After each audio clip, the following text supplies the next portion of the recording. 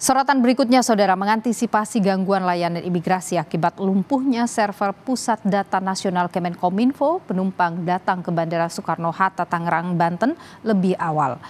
Hingga Sabtu siang, sistem keimigrasian di Terminal 3 Bandara Soekarno-Hatta masih terkendala. Selagi pemulihan, petugas mengatur antrean dan menambah jumlah personil pemeriksaan untuk mencegah penumpukan penumpang seperti hari Kamis lalu. Calon penumpang tujuan luar negeri mengantisipasi gangguan layanan keimigrasian dengan berangkat lebih awal ke Bandara Soekarno-Hatta.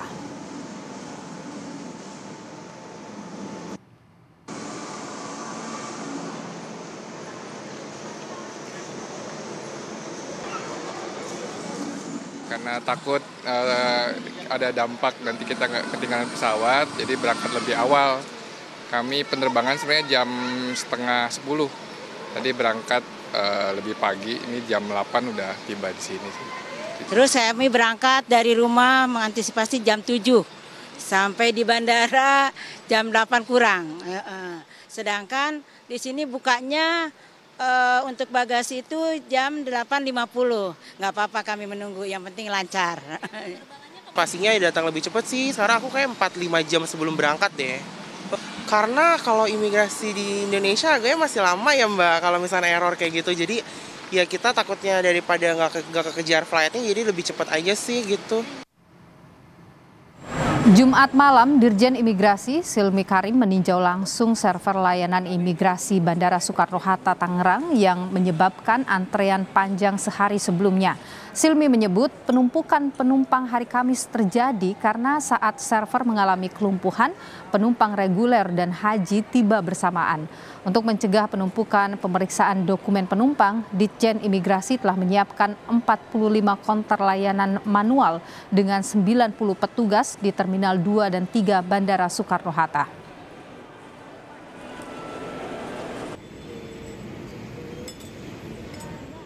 Sudah lebih terkendali ya, saya lihat antrian, saya bahkan tadi mencatat berapa lama pelintas itu berproses di counter ya.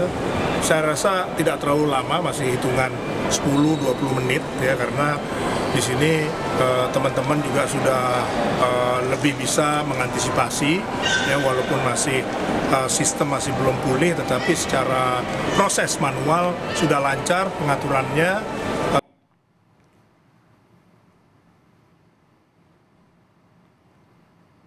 Kementerian Komunikasi dan Informatika meminta maaf atas gangguan server Pusat Data Nasional yang berakibat gangguan pada sejumlah layanan publik, salah satunya sistem informasi keimigrasian di bandara.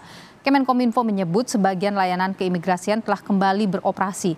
Langkah pemulihan masih terus dilakukan dan untuk memperlancar layanan keimigrasian dijalankan dengan kombinasi verifikasi manual.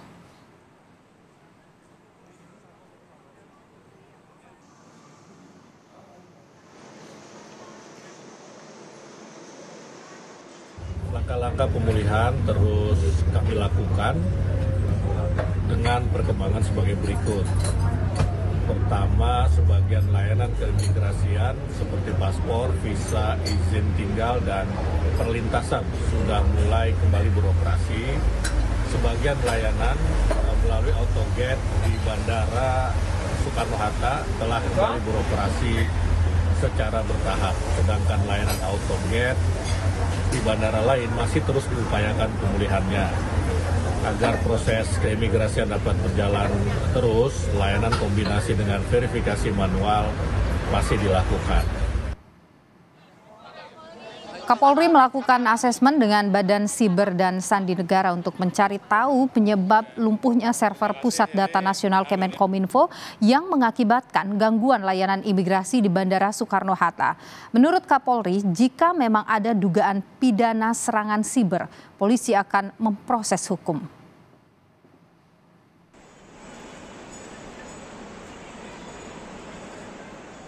Saya kira terkait dengan hal-hal yang bersifat serangan cyber, kita memiliki kerjasama dengan PSSN untuk melakukan semacam asesmen riset.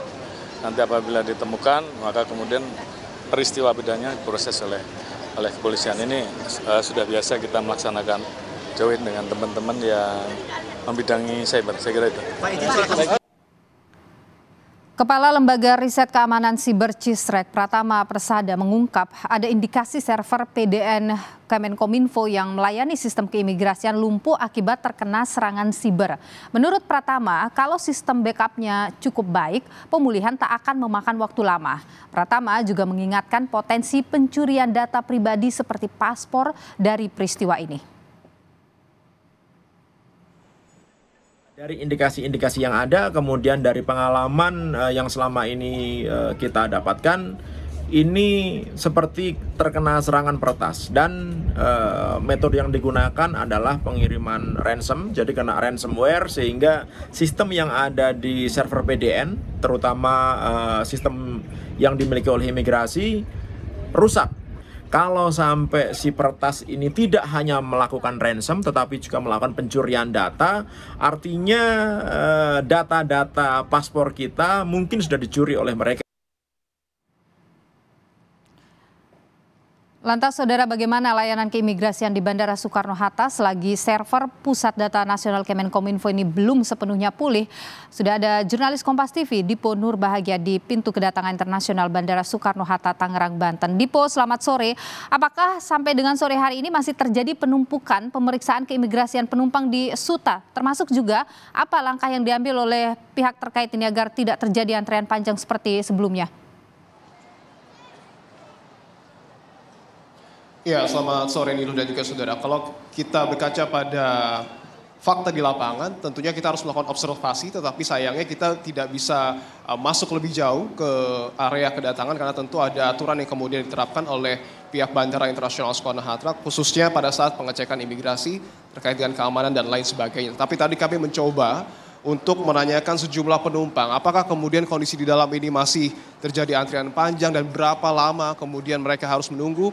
Tadi kami sempat berbincang dengan salah satu penumpang yang baru saja tiba dari Spanyol sekitar pukul 2 siang hari tadi. Ia menunggu, mengaku membutuhkan waktu kurang lebih 2 jam gitu untuk kemudian menyelesaikan sejumlah verifikasi yang kemudian dilakukan oleh pihak imigrasi. Artinya ini memakan waktu yang cukup panjang dan tentu ada indikasi bahwa betul proses verifikasi ini nampaknya sebagian masih dilakukan secara manual. Ini juga yang kemudian sebelumnya sudah dikonfirmasi oleh pihak Kominfo. Meskipun sebagian layanan keimigrasian khususnya adalah autogate ini sudah dapat mulai beroperasi, tetapi ini dikombinasikan dengan verifikasi yang dilakukan secara manual oleh pihak imigrasi. Tentu hal ini sekali lagi masih harus kami konfirmasi seberapa dalam tanda kutip parah gitu ya.